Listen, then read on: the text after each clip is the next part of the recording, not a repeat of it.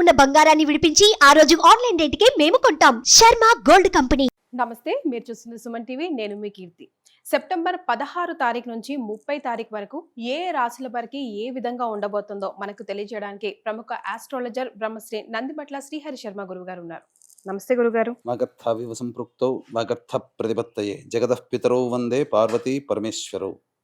ఆదిత్యాయ చ సోమాయ మంగళాయ బుధాయ చ గురు శుక్ర శనిభ్యశ్చ రాహవే కేతవే నమః. శృంగేరి జగద్గురు పీఠాధిపతులకి, కంచి పీఠాధిపతులకి నమస్కారములు తెలియజేసుకుంటూ కార్యక్రమాన్ని ప్రారంభిద్దాం. గురుగారు, మీన రాశి వారికి సెప్టెంబర్ 16 నుంచి 30 తారీఖు వరకు ఎలా ఉండబోతోంది?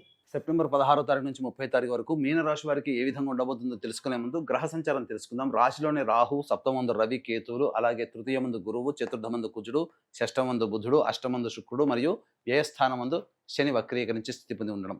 వెరసి చూసుకున్నట్లయితే రవి యొక్క సంచార ప్రభావం వలన ఈ యొక్క మీనరాశి వారికి అనుకూలమైనటువంటి పరిస్థితులు, ముఖ్యంగా ఉద్యోగ భద్రతలు, ఉద్యోగంలో ఎటువంటి సమస్యలు లేకపోయినప్పటికీ కూడాను ఇంట బయట అనేక రకాలైనటువంటి సమస్యలు ఈ యొక్క మీనరాశి వారు ఎదుర్కొనేటువంటి ప్రభావం అధికంగా గోచరమవుతుంది. ఎందుకంటే గ్రహ సంచార ప్రభావము కొన్ని రోజులు మాత్రమే అనుకూలంగా ఉండడం, చాలా మటుకు రోజులు ప్రతికూలమైనటువంటి స్థితిలో ఉండడం, ఈ కారణం చేత ప్రతికూలమైనటువంటి ఫలితాలు పొందేటువంటి అవకాశం ఉంటుంది.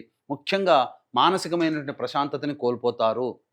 అయితే ముఖ్యంగా స్త్రీలతో వాగ్వివాదాలు పెట్టుకోకపోవడమే చాలా మంచిదని చెప్పవచ్చు. ఎందుకనంటే మీకు పర్సనల్ గ్రెడ్జ్ తీర్చుకుంటారు ఈ యొక్క స్త్రీలు ఎవరైనా కానీ. ఆ స్త్రీకి డెఫినేషన్ లేదు. తల్లి కావచ్చు, చెల్లి కావచ్చు, అత్తయ్య, వదినమ్మ, నాయనమ్మ, పిన్నమ్మ, కన్న కూతురు కానీ, లేకపోతే ఎవరితోనైనా కానీ, కొలీగ్స్, నేబర్స్, ఎవరితోనైనా కానీ పనిచేసేటప్పుడు వాళ్ళతో వాగ్వివాదాలకి దారి తీసే విధంగా మీ యొక్క చర్చలు ఉండకూడదు. ఆ విధంగా ఉన్నట్లయితే మీరు చాలా మటుకు ప్రశాంతతను పొందుతారని చెప్పవచ్చు. ఇక ప్రధానంగా ఈ యొక్క వ్యాపార రంగంలో ఉన్నటువంటి వారికి మిశ్రమ ఫలితాలు పొందుతారని చెప్పవచ్చు. రియల్ ఎస్టేట్ రంగంలో ఉన్నటువంటి వారు చాలా మటుకు లాభసాటిగా వ్యాపారం సాగుతుందని చెప్పవచ్చు. అయితే ప్రధానంగా సరైనటువంటి సమయానికి నిద్ర పట్టకపోవడం, చేసేటువంటి ప్రతి పనులలో కూడాను డౌట్స్ మీకు అధికంగా ఉండడము, మీరు చేస్తున్నటువంటి పని కరెక్టా మీదా కాదా అనేటువంటి ఒక విషయాల పట్ల మీకు అవగాహన లేకపోవడం, తద్వారా ఈ యొక్క సంబంధించినటువంటి చేపట్టినటువంటి ప్రతి పనులలో కూడా కన్ఫ్యూజన్ స్టేటస్ అనేటువంటిది ఈ యొక్క మీనరాశి వారికి 16 నుంచి 30 తారీఖు సెప్టెంబర్ వరకు ఉండబోతుంది. కాబట్టి జాగ్రత్తలు పాటించండి. భవిష్యత్తు ఆందోళనకరంగా అనిపిస్తుంది, కానీ భవిష్యత్తు ఇంకా మంచిగా ఉంటుంబోతుంది. ఎందుకంటే గ్రహాలు ఇప్పుడు అనుకూలంగా లేనంత మాత్రాన ఇప్పుడు మనం ఇబ్బంది పడాల్సిన అవసరం లేదు. గ్రహ సంచారం మారుతూ ఉన్నప్పుడల్లా మనకు మంచి చెడు అనేటువంటిది ఉంటుంటాయి. ఒకప్పుడు మంచి జరిగినప్పుడు ఇప్పుడు మళ్ళీ చెడు చెప్తున్నారే, చెడు జరగబోతుంది అనే భయం కంటే కూడా ఆ చెడుని ఏ విధంగా ఎదుర్కోవాలో, అలాగే వచ్చేటువంటి ఇబ్బంది నుంచి ఏ విధంగా అధిగమించాలో అనేటువంటి విషయాల పట్ల మీరు కాన్సన్ట్రేషన్ చేసి తదనుగుణంగా మీ యొక్క నిర్ణయాలు కనుక తీసుకున్నట్లయితే తప్పకుండా మీ జీవితంలో ఆనందదాయకమైనటువంటి పరిస్థితులు ఉంటారని చెప్పవచ్చు. ముఖ్యంగా ఈ యొక్క విద్యార్థులకి సంబంధించి ప్రధానంగా చేయ ప్రయత్నాలన్నీ కూడా కొలిక్కి వస్తాయి. ఆశించినటువంటి మేర విద్యాలయాల్లో మీకు ప్రవేశం లభిస్తుందని చెప్పవచ్చు. ఉద్యోగస్తులు ఉద్యోగ భద్రత అనేటువంటి పెరుగుతుంది. కాకపోతే చికాకులు అనేటువంటి ఎక్కువగా ఉంటాయి. కాబట్టి ఆ చికాకులు మీ యొక్క ఉద్యోగంలో కనుక మీ చికాకులను ప్రదర్శించినట్లయితే తప్పకుండా అధికారుల యొక్క ఆగ్రహానికి గురవుతారు. కాబట్టి ఇంటా బయట వచ్చేటువంటి సమస్యలకి చేస్తున్నటువంటి వృత్తి, ఉద్యోగ, వ్యాపారాల్లో మీరు ముడిపెట్టకండి. తద్వారా ఎక్కడికక్కడికి మీరు డివైడ్ చేసుకొని ఏ సమస్య ఏ విధంగా వచ్చిందనే విషయాన్ని ఆ సమస్యకి అప్పుడే మీరు పరిష్కారం చేసుకుని ఆ విధంగా ముందుకు వెళ్ళినట్లయితే మీ ఉద్యోగం కానీ, వ్యాపారం కానీ, వృత్తులు కానీ ఏవి కూడాను మీకు ఇబ్బందికరంగా మారవు. ఇక గమనించుకున్నట్లయితే ఏ వ్యక్తికైనప్పటికీ కూడాను ప్రధానంగా ధనపరంగానే సమస్యలు వస్తాయి, ధనపరంగానే సమస్యలు తీరుతాయి. కాబట్టి ఏ రోజుల్లో ధనం ఆదాయం అధికంగా ఉంటుంది, ఏ రోజుల్లో ఖర్చులు అధికంగా ఉంటాయి అనేటువంటి విషయాల గురించి క్లుప్తంగా తెలియజేసుకుందాం.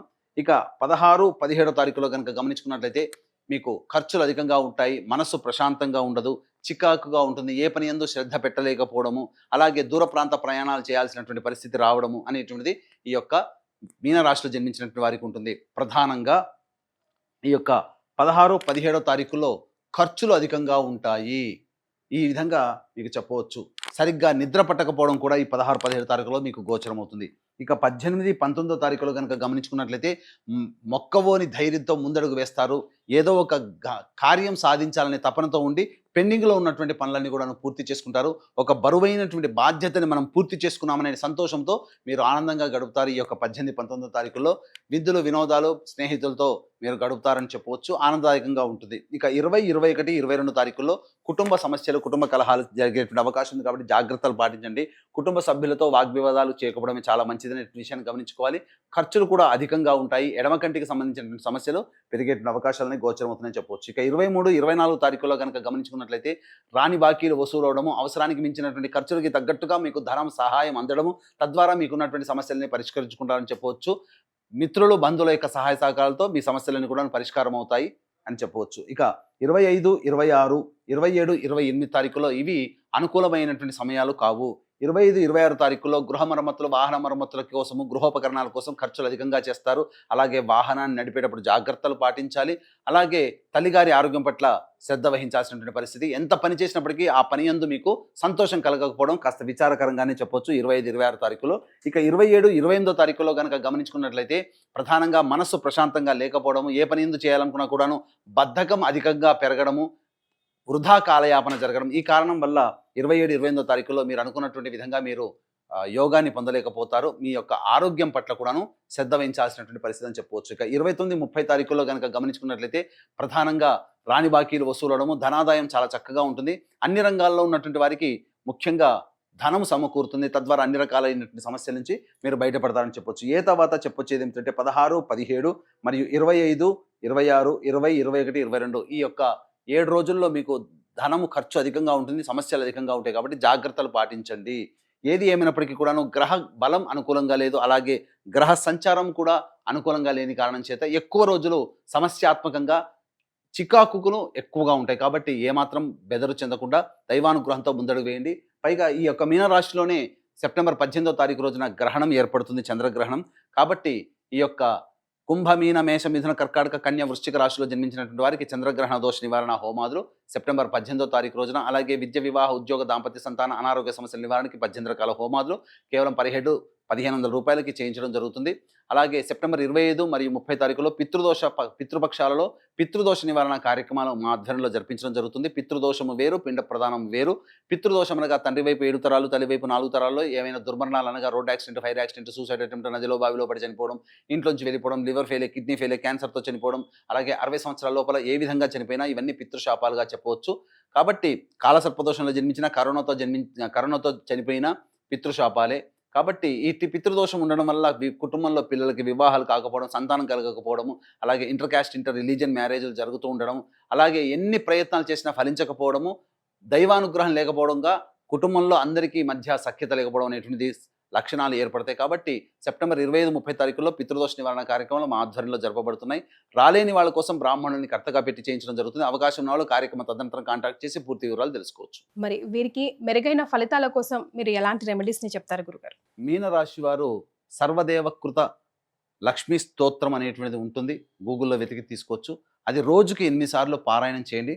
చాలా మటుకు సమస్యలు అనేటువంటివి పరిష్కారం అవుతాయి. ఇవి చెప్పినటువంటి ఫలితాలు ఏవైనా కానీ మీ యొక్క జన్మ రాశిని అనుసరించి చెప్పేటువంటి ఫలితాలు. కాకపోతే జన్మించిన సమయానికి జన్మకుండలి అనేటువంటిది ఒకటి ఉంటుంది. ఆ జన్మకుండలి రీత్యా మన జీవితం మొత్తంలో జరిగేటువంటి మంచి చెడు గురించి కూడా సంపూర్ణంగా తెలుసుకోవచ్చు. కాబట్టి దగ్గరలోని మంచి ఉపాసనాపరులైనటువంటి జ్యోతిష్యుల్ని సంప్రదించి వాటికి సంబంధించినటువంటి పరిహారాలు పాటించుకుంటే ఇంకా జీవితం ఆనందదాయకంగా ఉంటుందని చెప్పడంలో ఏమాత్రం సందేహం లేదు. చాలా సంతోషం గురుగారు, ధన్యవాదాలు. సర్వం శ్రీ ఉమామహేశ్వర పరబ్రహ్మార్పణమస్తు.